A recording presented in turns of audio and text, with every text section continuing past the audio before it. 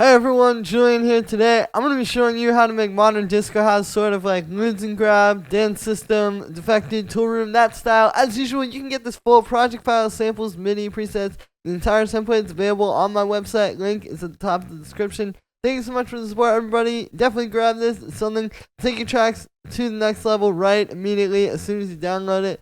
Thank you so much for the support, and let's dive in. Alright, so we're at 126 BPM. And the first thing we got here is the sample chop.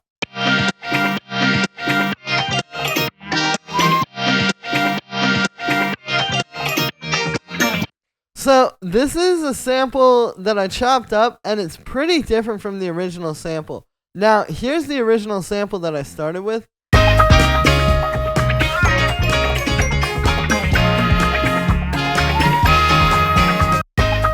So you can hear it's really dope, but it's definitely not.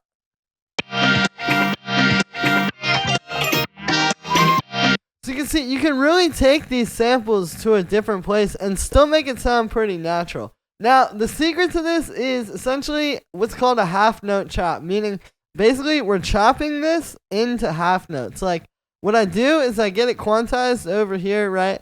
And then what you can do is right click on that or double click on a Mac, slice the new MIDI track, and then do half notes. And so basically what you're doing is all of these little chops that you make are going to be like a perfect kick and snare loop. Like this is a half note. Right? Or like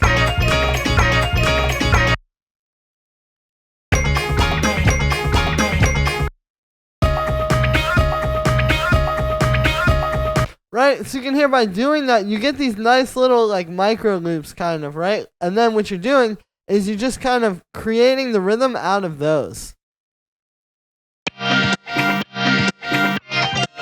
Right? Like I'll turn all the effects off on this and you'll be able to see like it's literally just those half note chops.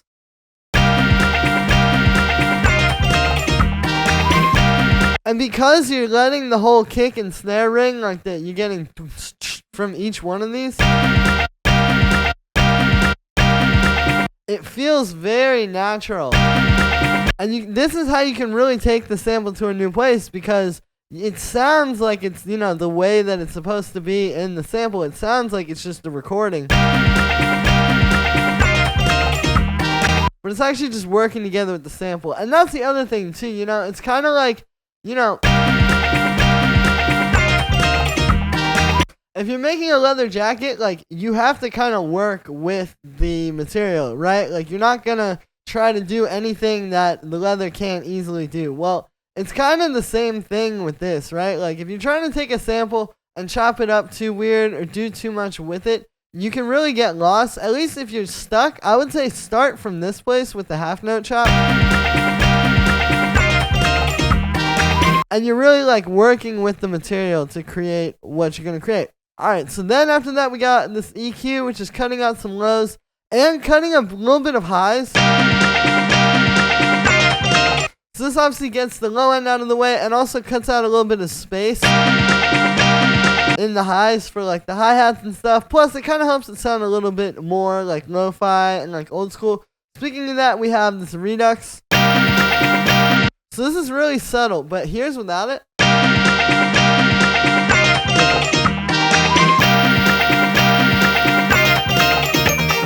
You hear that like minor little bit of crunch on the high end that you get from this. That's all you want, but it's just giving it a little bit of like a, almost like an old school sort of sampler feel, right? And it really helps, especially if you're sampling from YouTube or something like that in the digital age, to just add something like that for some warmth. Then we have this low pass.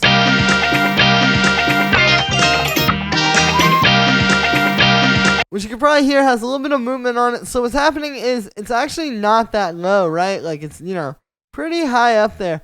But it's just giving you this little bit of movement where it's moving up in a half note with this LFO over here. With the like ramp up. Which is also working together with, since these are half note chops, having the half note LFO on that filter sounds really good, right? So we've got that moving. And that also just helps give it a little bit more rhythm and makes it fit into the beat a little bit more in like this kind of low-key way that you might not even super notice, but it is important. And then we have this phaser.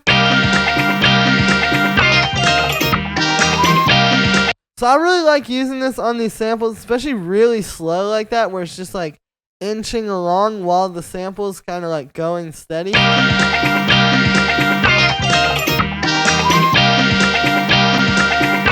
So that's just on there a little bit. I've got this utility mapped to the shaper here, which is essentially side chaining. Right, you set this to quarter notes and you can shape this just like this. And this gives you a lot more control. You can shape it to really fit around the kick. And change it for each specific kick, you know? Like maybe sometimes you might want this kick, that doesn't sound... It's better like this, but it allows you to just really like get control over that, as opposed to just kind of side chaining it and then it doesn't really sound right. Then we have a high pass, and that's it for the sample. Then we have the bass line.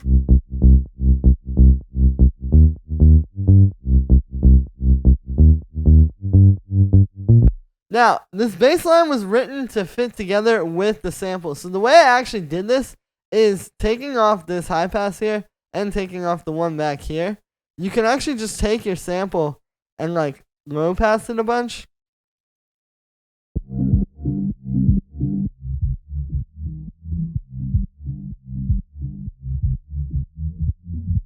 And you can kind of hear the bass line, right? Like soloed.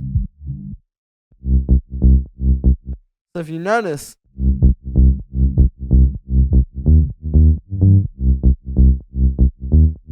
it's very similar. Now, that's basically how I wrote that, is I just found what the groove that's happening in the actual sample is and trying to write the bass line to that. And again, it's about working together with the material that you're using to kind of make it all fit together. This way, these are going to groove really well. Because that can be a big problem. If your bass line is groovy, but not grooving with the sample, it can be a big problem. So I really try to just get those together. As far as the notes go, it's actually a very simple C minor chord that we're basically using. Right? Like this would be a C minor triad, the root note, minor third, and the fifth. And we also have a minor seventh up here, which is a very fancy way of saying, you can see we also have it down there, saying 2 notes down from the root. But yeah, very simple bass line. And then for the actual sound, it's made with operator. So this is meant to kind of be more like a warm, organic, kind of like live style of bass. And the way I like to do that is basically by combining saw waves and square waves. Now, we're not using any FM on operator. I have it set like this. So this is where it's just the 4 oscillators playing side by side. But basically, if you hear what the sound sounds like, it's like this super just big harmonically rich waveform that you get from a square wave and then a saw wave an octave up. And then we're just putting that through a low pass. With a little bit of an envelope to give it more punch and kind of helps give it more of that like live bass-esque attack. Got the utility with the shaper here, just like with the sample chop. And then a high pass at the end at 30 hertz, just cutting out the stuff that you wouldn't really hear. They can make your mix a bit more muddy. So yeah, very simple bass sound. It's really just like having a good bass line and then get a simple but powerful sound and turn it up. So then we got the kick, and same deal with the kick. Not a lot of processing. You know, it's just this big, fat, punchy kick that I made here. Right, and then we do have a little high pass on it at 30 hertz. Same deal as the bass. You know, this actually does make your track a bit cleaner. Like, I have a little bit of mastering on here. So check out, if I turn off these 2 bass cuts.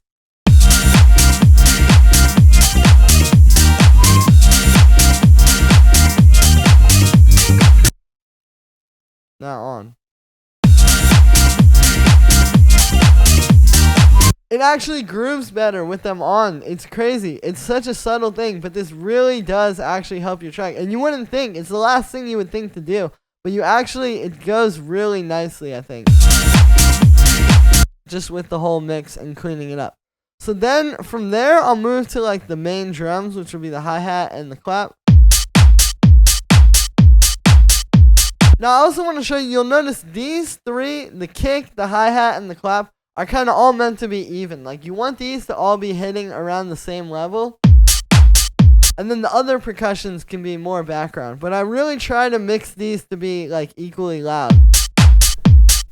So we got the hi-hat right up on top of the mix. That's 2 layers, no processing, but just layering. So we got this one, like a nice punchy 909. And then also this one, which is more like a shaker, but it adds some good high-end. The 909 was lacking. We have this clap. And again, you know, you really don't need a whole lot of processing in this style. I think processing on the drums would really just get in the way. It's just like good samples. Then we have a little shaker loop I made. So you can hear that like with the hi-hat. So yeah, it's just these 2 little shakers in a drum rack to kind of create some more movement by having 2 different ones as opposed to just one sample. And then there's just a bunch of swing. It's a really simple groove, but it fits really nice with everything else that's going on, right? And then the last element here is this little red cymbal groove.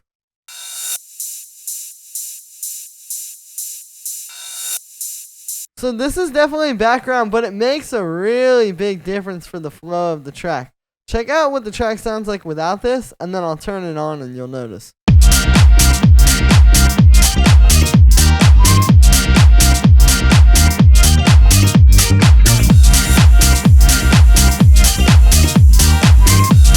See how it just brings the groove to life so much with this type of stuff? I don't know why, but it's just really nice to add that high-end layer. So what's happening here is I'm getting a little bit more creative with it. Basically, every 2 bars, there's this reversed 909 ride. So you get like a...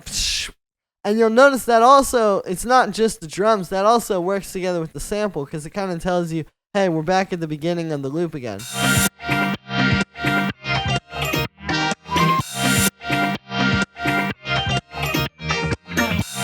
Right, so it's kind of like working together with that. But then also we got this 808 cymbal, which even has its own little bit of utility and shaper on it. And then those 2 fit together and they create this nice groove. And it's kind of like every time that 909 ride hits, it's telling you like the groove is restarting.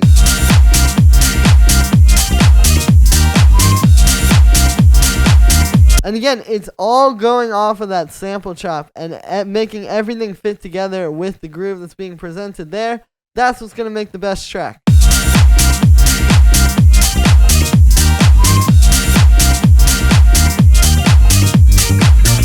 So that's going to be it for this one, guys. I hope you enjoyed. As always, make sure to like this video as well as subscribe. And let me know what you think of this video in the comments. Like I said in the beginning, you can get this full project file, samples, MIDI, presets, the entire template is available at the top of the description on my website. Thank you so much for the support, guys. It really helps. I don't make a whole lot off of YouTube. You'd really be surprised.